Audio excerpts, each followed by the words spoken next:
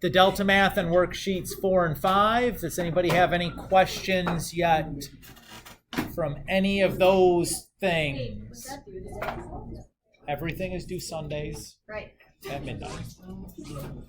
So I'm asking for questions. Does anyone have questions from homework that we can take care of before we start on the new stuff?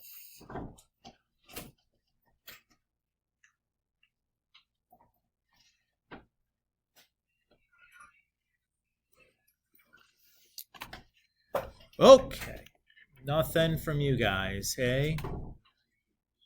All right, well, that's fine. So today, hi, Abby. I was just like at the counselors. Okay. And I have to go back at 11:45. Okay. So today then, if there's no homework questions, we're going to start talking about graphing. So this will be the last topic in section 3.1.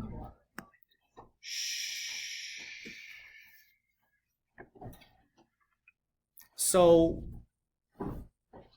what I'm going to start with is the scariest 3 words in trigonometry class. Remember from geometry. I know. You guys talk about transformations. There's 4 types, right? There is reflection, translation, dilation, and rotation. You guys remember that? Okay.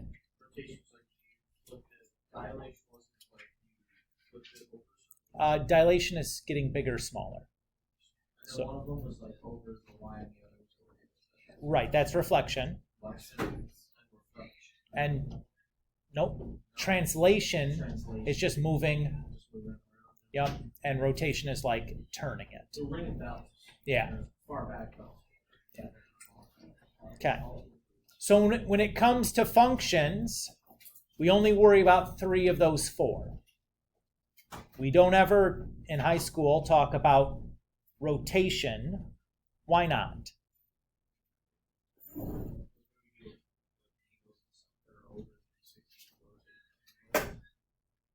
Think about a graph. So like I have a graph of sine or cosine, right? And say I spin it like this. So now it looks like that. What's the issue?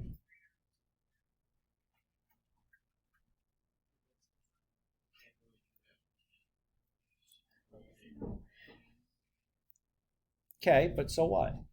That's not a problem. The x's, y's always change when we do a transformation. Well, something that looks like this is no longer a function. It fails a vertical line test, right? So that's why we don't worry about rotations as a high school topic. Everybody's okay?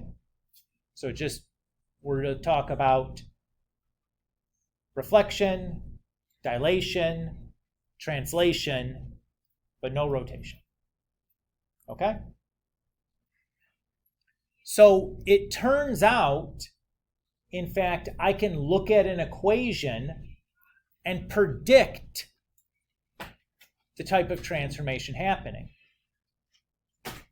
All I need to look at are the values for A, C, H, and K.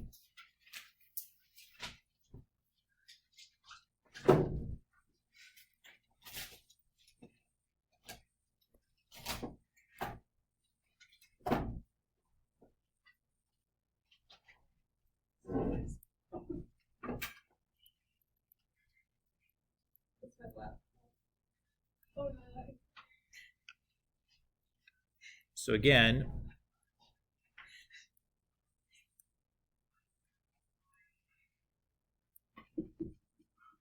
we have like our general form equation, right?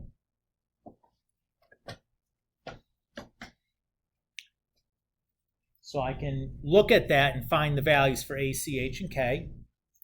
And depending on what those numbers are, will tell me what kind of transformations are happening. So let's give you the criteria to do that. So we'll start with C. So if C is negative, we have a reflection across the y-axis. So that's like a left and right flipper. And if C is positive, well, there's no reflection at all.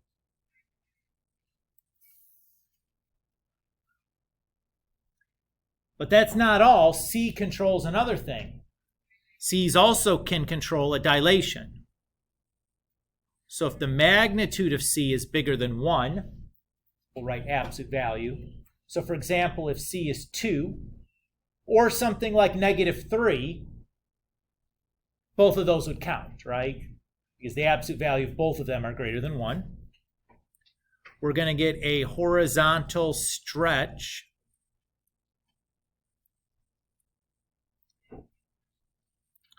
by a factor of C.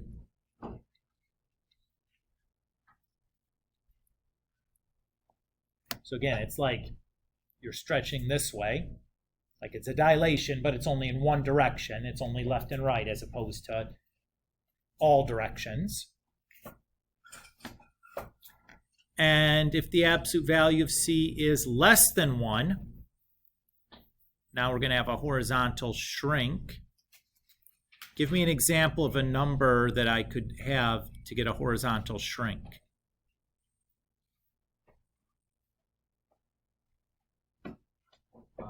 .5, right? Or -0.5, or like 1/3, or 7/8, or -5/6, right? All of those kind of things could give us a horizontal shrink.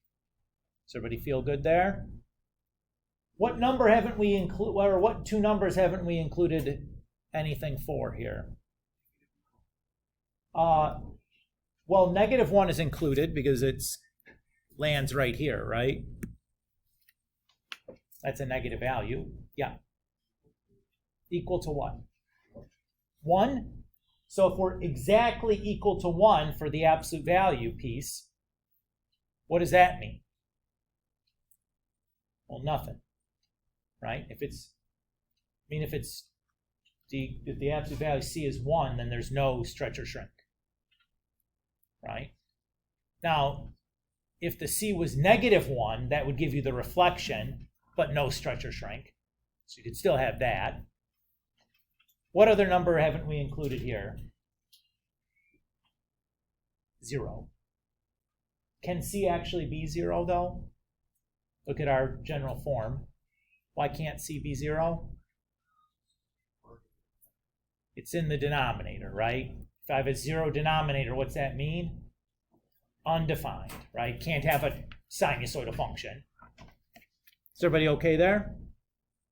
So usually, like when nothing is happening, I don't bother to list it in the criteria, but I'm going to talk about it here for a minute. If you want to list it in, or include it in your list, you're welcome to write that down on your list. I don't bother with it though.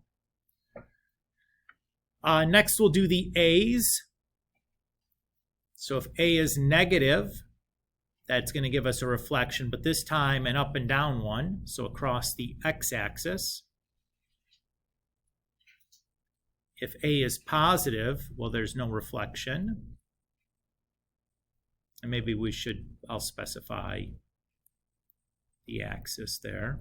It's probably self-evident, but we'll write it in anyway.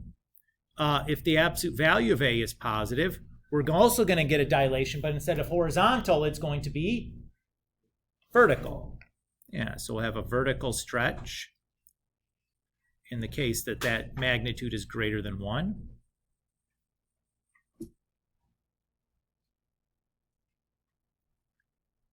And a shrink if the magnitude is less than 1. On a pet peeve note, the spelling of vertical NCAL, I will see on a regular basis people spelling vertical ICLE at the end, like icicle or something. Now, I won't grade you down for spelling, but I will look at your paper and shake my head and go, oh. And I have enough moments in my life. So if you can help me not contribute to any more of those, I'd appreciate it. You won't be graded down on spelling. Like, let's be clear, it's math class. Spelling doesn't count. But I will shake my head and go, oh dear. Right? All right. Next up is H's.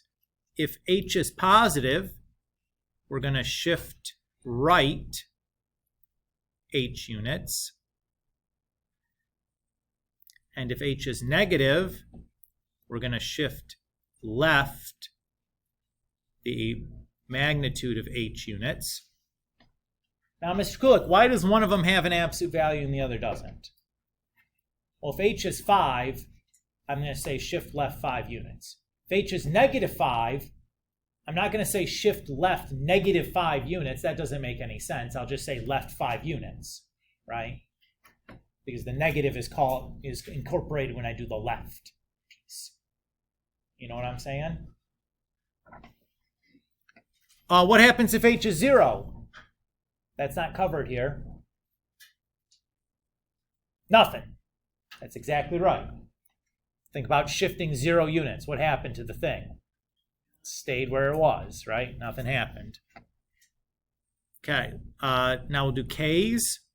So if H's are left and right, what do you think K's are going to be? Yes, up and down.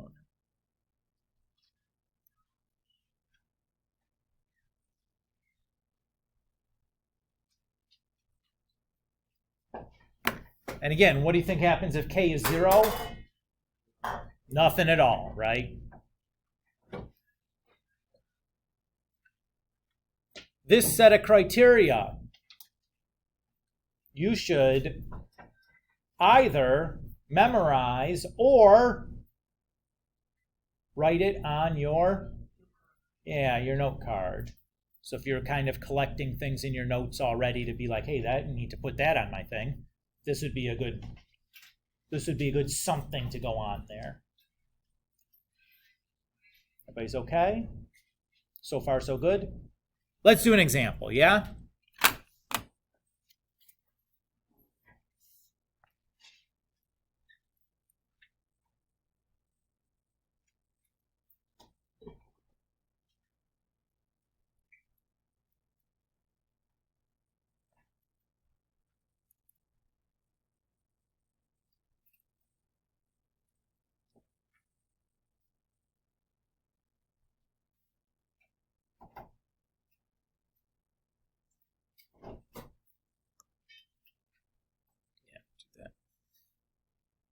So let's say we're going to describe the transformation for y equals negative 2 sine 3x minus 9 minus 5. So before I can do anything, I have to pick out the values for A, C, H, and K. So let me just rewrite the general form here underneath. So it should be easier to pick these things out.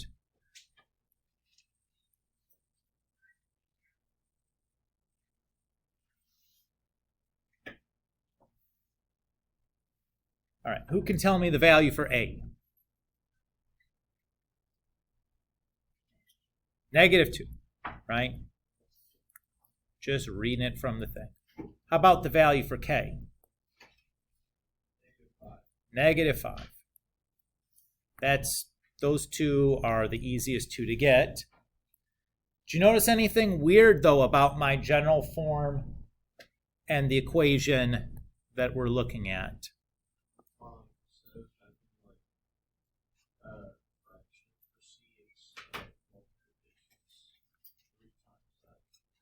Yeah, but even more so than that, notice that the general form is factored, has that leading coefficient factored out, so the the coefficient on x is 1.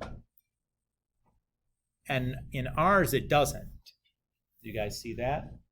So my first order of business is to do that factoring before I start hunting for my c and my h. Sound good? So what is the greatest common factor for 3x minus 9? What can I factor out of that? 3. Good. When I factor that 3 out, I get x minus 3. So far, so good? So I know then that c, or 1 over c, is 3, right? If 1 over c is 3, what's just c? 1 over c is 3. What is regular old c? Nope. Nope.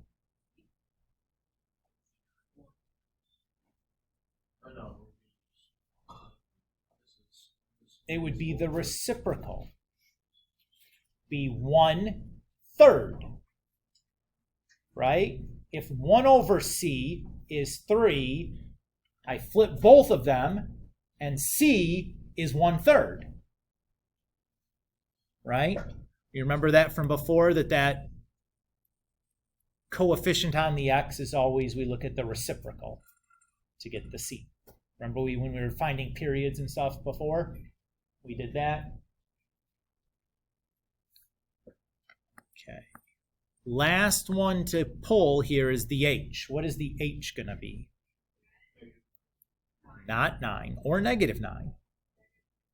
It's not negative 3, positive 3. Because if I look at the formula, if I plug a positive 3 in for h, I'd have x minus 3. The h is always going to have the opposite of the sign in front of it. Is everybody cool with that? Wait, what?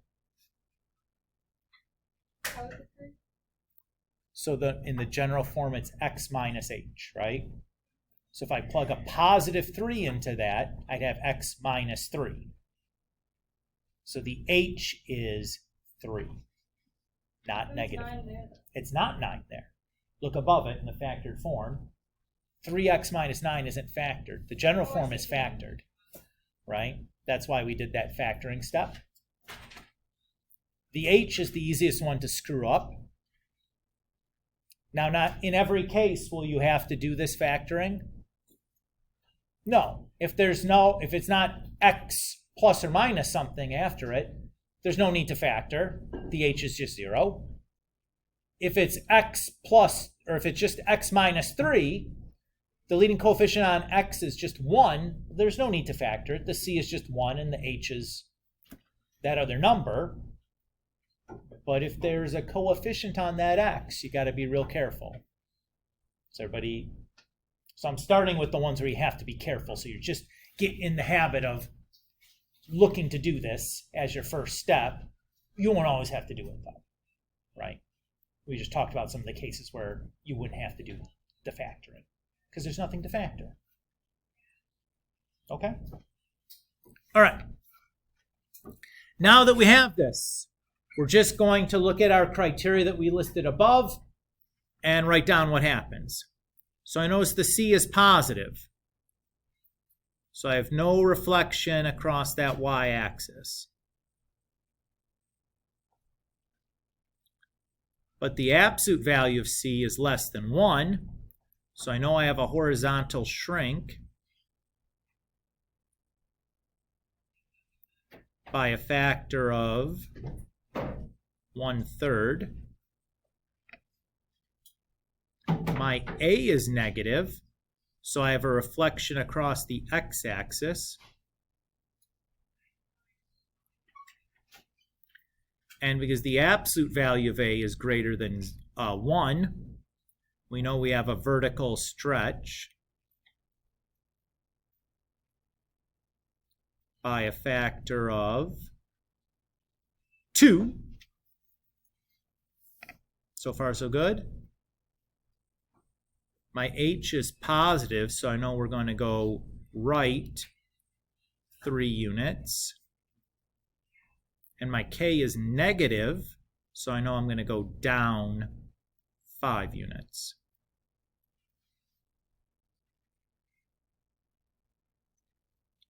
So when I ask for a description, that's kind of what I'm looking for. Is the reason, like, like C is greater than 0, and then what that means, like what the transformation is. Is everybody cool? Pretty easy, right? The hardest part was getting the values for A, C, H, and K out of the formula, and then it's just like looking it up on the list. Not too bad. What do you guys think?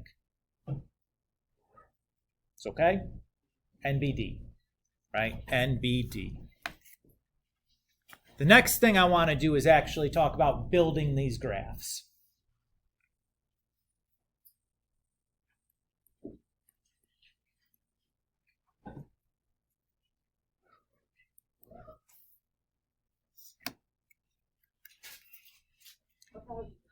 Okay, I can't wait.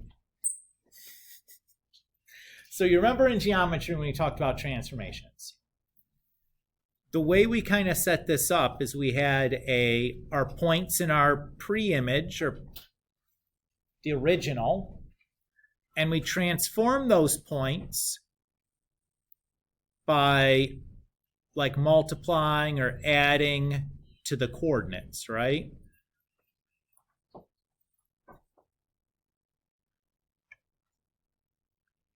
So for us, what we're going to do is we're going to take the points in our parent function, our sine or cosine function, just regular old y equals sine x or y equals cosine x, and then transform all of those points using the following map. So I'm going to take the x coordinate, multiply it by c, and add h. I'm going to take the y coordinates and multiply by a and add k. This, again, is something that I would want to put on my note card or have memorized.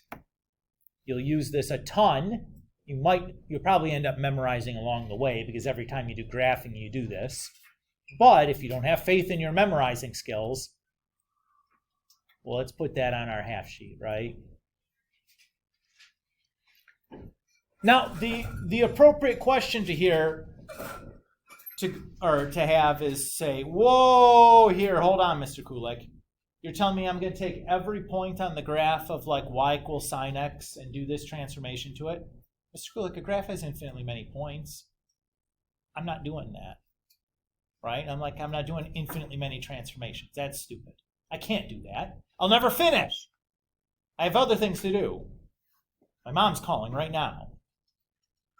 Okay, fair enough. Let's not use every point. Let's just use enough to where we can build out one cycle of our graph and then just repeat the pattern if we need more. Everybody's okay with that? Okay, Mr. Kulik, there's still infinitely many points on one cycle. Okay. Let's just take the important points from that one cycle. Basically, what we'll do is we'll just take the extrema and the midline points. So if you look on your OneNote at the reference points sheet, I have the 5 points that we're going to use if we have a sine graph, and the 5 points we'd use if we have a cosine graph. Do you have to memorize these? No. Do you need to even put them on your half sheet? No. I would have these on the test for you as part of like the way I have the graphing problem formatted, right? I'd have like graph this, show your transformation of points, and I'd fill in these starting ones, and you have to fill in the transformed ones after. Okay? Everybody cool? Okay. All right. So let's do an example here.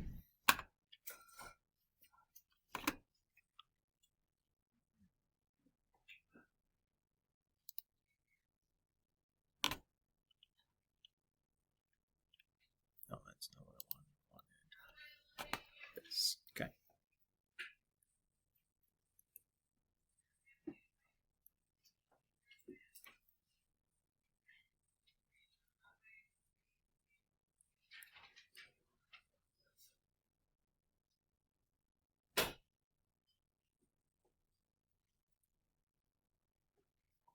So let's say we want to graph y equals -3 cosine of 2x plus pi over 4 minus 1.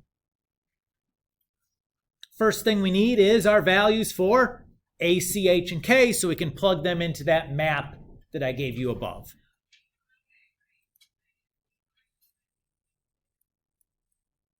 So just like before, I'm going to go ahead and write down my general formula right below it,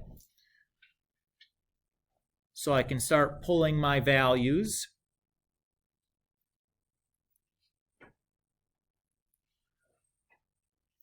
Who can tell me the value for A? Very good. And for K? -1. Now look at the insides there. Are we ready to go, or do we have a little bit of work to do? We got a little work to do. We got to factor that 2 out. Great. So I put the 2, pull the 2 out of there. What does the 2x become? Right, just becomes x, right? When I pull that 2 out, because it's like 2x divided by 2. Well, what is pi over 4 divided by 2? It's not pi over 2. What's half of a quarter? Half of a quarter. An eighth. Or if you're like, my fractional skills aren't that good, what's the same thing as dividing by 2? Multiplying by 1/2. So if I take pi over 4 times 1/2, 1 times pi is pi, 2 times 4 is 8, pi over 8.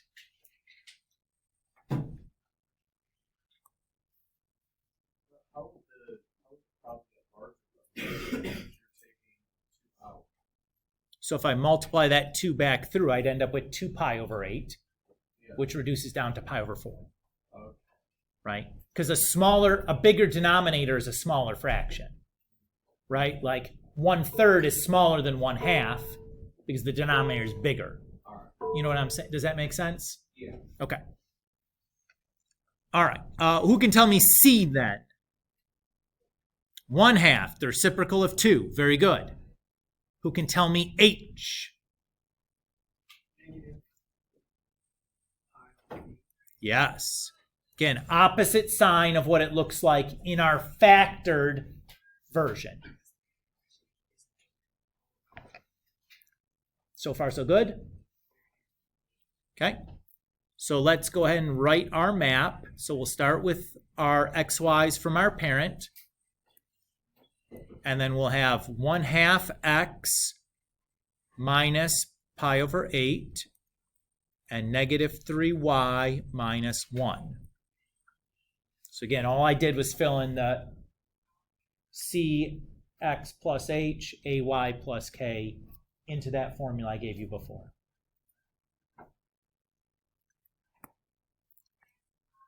Since this is a cosine function,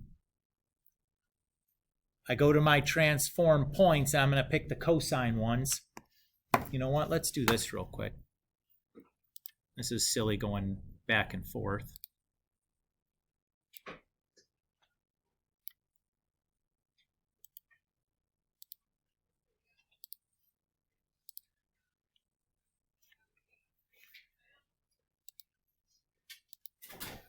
Drop those over there.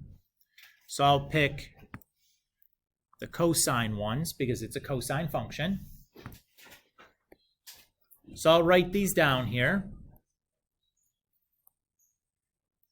Now, Mr. Kulik, do I have to have these memorized?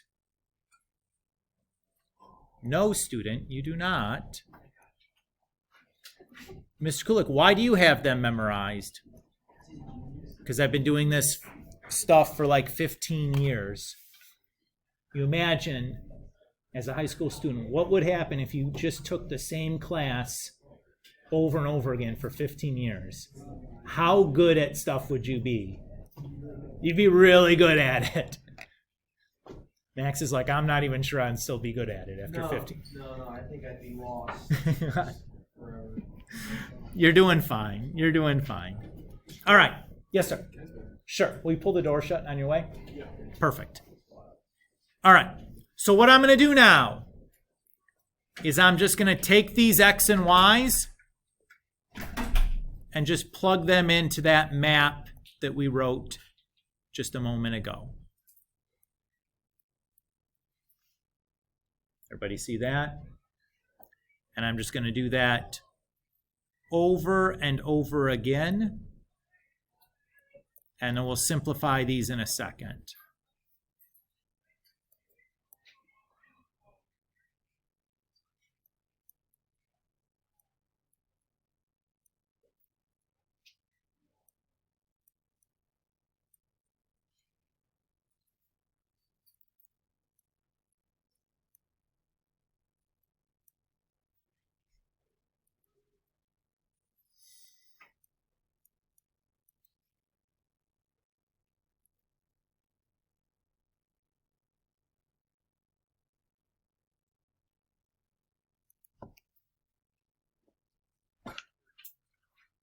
Everybody good with how I plugged everything in, right?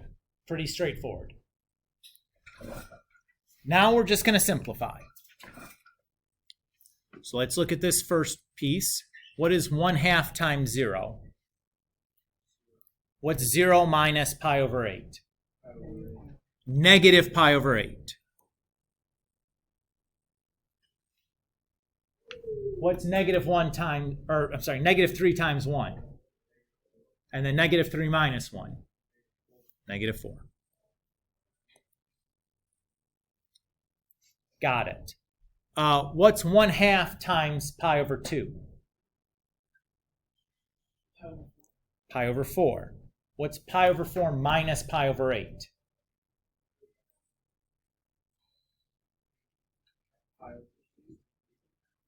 So let's make a common denominator. That common denominator would be 8.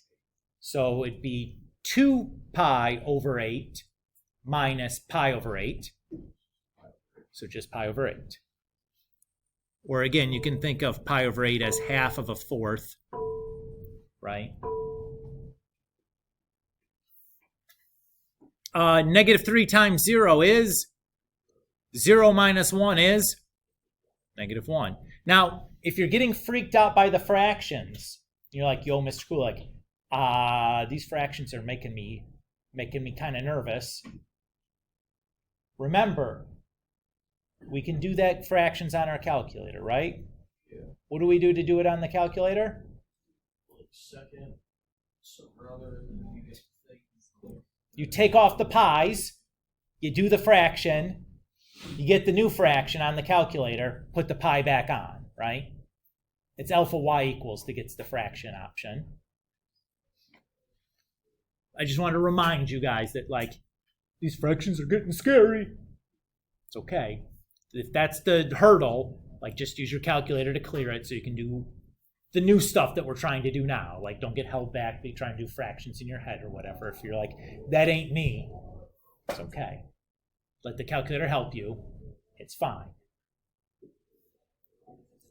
Everybody's good? Okay. Continuing on, I'm going to get 3. I'm just going to kind of cruise through the rest of these now that you kind of get the gist of it, right? Is that fine with everybody? That Mr. Kulik just cranks through this?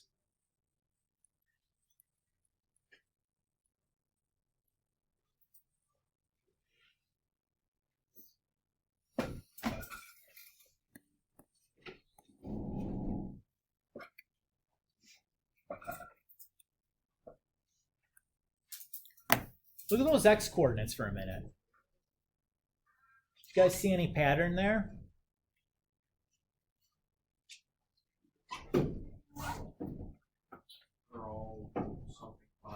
Over 8. Well, you look at the coefficient in the numerator. You go from -1 to 1 to 3 to 5 to 7. They're just going up by 2. Will that always be the case? Yes. It'll always be a repeating pattern. It might not always be by 2 or something, but it'll always be a pattern in the numerator as long as you have a common denominator. I want to make that clear. Right? Like, if these were even numbers, you might have reduced, if it was like 2 pi over 8 and then 4 pi over 8 and then 6 pi over 8 and 8 pi over 8, well, you might have ended up writing pi over 4, 3 pi over 4, or, and doing some reducing and end up like, oh, I don't see the pattern. If they have a common denominator, that pattern will be there. That is your check. If you don't see the pattern, you probably made a mistake. Is everybody cool? That's a nice check. And you might be saying, Mr. Kulak, if I just do the first 2 points and I see the pattern, I don't even really have to calculate the next ones. I can just follow the pattern, right? Yeah. Provided you didn't make a mistake on doing those first 2, you could absolutely do that. Yep. Everybody feel good about this so far? Not a big deal, right? Pretty easy still. We're just pulling some values from a formula, plugging them into a different formula. Oh! And maybe you have to simplify some fractions. I don't like that fraction part, Mr. Kulik, but okay. All right, now let's say we're going to graph this.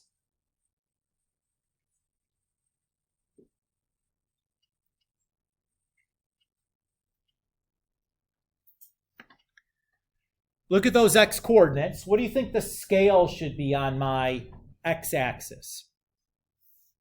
What do you want to go up by? Nothing with a pi in it? I'm going to be honest with you, I don't like that pi. I don't like it. I would just go up by pi over 8s. Makes me upset every time. Makes you upset every time. It's going to be an upsetting year for you. There's going to be a lot of pi's. I don't like it. What about pi over 8, though? Right? Put it in there. Just make it a factor. Does that feel okay? I'm not the only person in the room answering questions. You know what? I think we gotta spice this up. Spice this up somehow. Okay. Because I'm the only one responding. Occasionally Anthony responds Every too. now and again. Yeah. Me and Anthony, big responders in the class. Okay, Valentina has spit out answers when I ask, like, what is this? Like, she gives me those. But like these hypotheticals where it's like, what would we do here? Crickets. I understand. I'm taking the brunt. No, I appreciate it. This goes so much better when you guys give me something back. I understand that I am a brick wall when it comes to math. Like nothing comes out of me because I'm terrified I'm just going to give wrong answers. I understand. But get all those wrong answers out now. So when it comes quiz or test time, there's none left. And you're like, well, Miss Kulik, I got a lot of wrong ones in me. I'll go for a long time. Challenge accepted. Okay.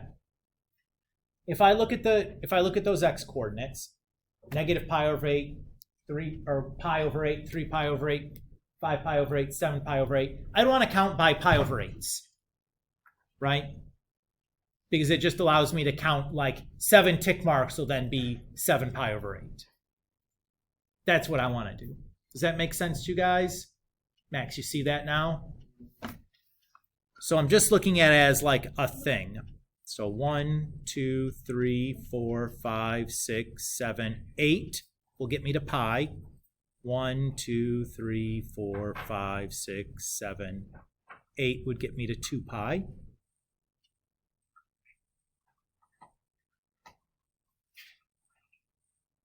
So there's negative pi. I'm not going to keep going because I don't think I left myself enough space to keep going.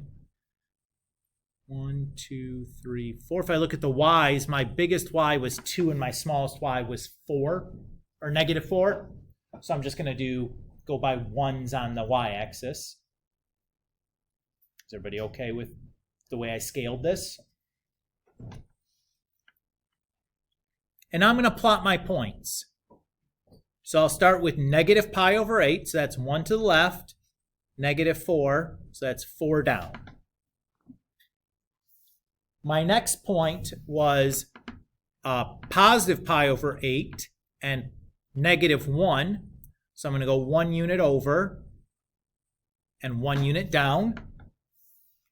And then I have 3 pi over 8, comma 2, so I'll go 3 units over and then 2 units up. Then I have 5 pi over 8 negative 1, so I'll go 5 units over, and then 1 unit down. And then 7 pi over 8 negative 4, so I go 7 units over and 4 units down. Is everybody okay with how I plotted those points? What if I asked you to fill the whole graph, though? What if I wanted this graph to cover all the way out to positive 2 pi and all the way back to negative 2 pi? Right, we've got our cycle, so we can just kind of repeat the pattern, right? If I look at the pattern, this one I went 2 over and 3 up. So I'm just going to go 2 over, 3 up. 2 over, 3 up. Now I'm at the top, so I'm going to go 2 over and 3 down. 2 over, 3 down. 2 over, and 3 up again. And I'll do the same thing over here. I'm at the bottom, so I'll go 2 over, 3 up, 2 over, 3 up, back to the top. So 2 over, 3 down, 2 over, 3 down. So I can fill up that space just by following the same pattern, right? Just kind of using my eyes, counting my grid marks. Now I'm just going to draw my graph. So I'm just going to connect my parts.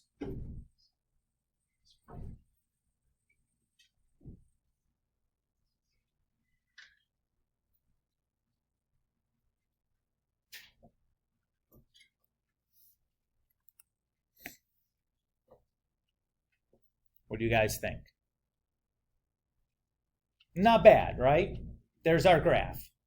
Now, I will tell you one thing I will be picky about is if your graph just has straight lines and there's no curve to anything, I'm going to mark you down. Got to make an attempt to have like a smooth curve here. Doesn't have to be the prettiest thing that's ever lived, but like needs to be an attempt to look nice. No straight lines. Everybody's okay? So give me an attempt to make some curve to it. Better pass through the points that you plot. You know what I mean? So like in a way, neatness counts a little bit. It doesn't have to be the prettiest thing in the world, but like there's some aesthetic points there. Okay? How do you guys feel? This is okay, right? I'm hoping. Yeah, right. So it was time consuming, but the process, the parts of it were relatively simple, right? Like just basically plugged in some numbers, plotted some points, followed a pattern, connected some points. Okay. Yes, sir. Absolutely. So, yes, sure. Okay. So that is it. Yeah. Whether I'm graphing a sine or cosine function, does anything change? Just the points that I'm using as reference, right? The sine points are different than the cosine points, but other than that, like, it's the same thing. Like, nothing changed. So for you guys, for next time, I want you to work on this worksheet 1, the updated version from the content library here. So on page 1, I give you some equations. I ask you to give me the amplitude, period, and midline. That's easy. We've already done that. And the frequency. Whoa, Mr. Kulik, what the heck is frequency? I don't remember talking about that. I'm like, yeah, I haven't mentioned it. Here's the formula for frequency. It's just on the first set of notes. What do you notice that is? The reciprocal of period. So if the period's 2 pi, the frequency is going to be 1 over 2 pi.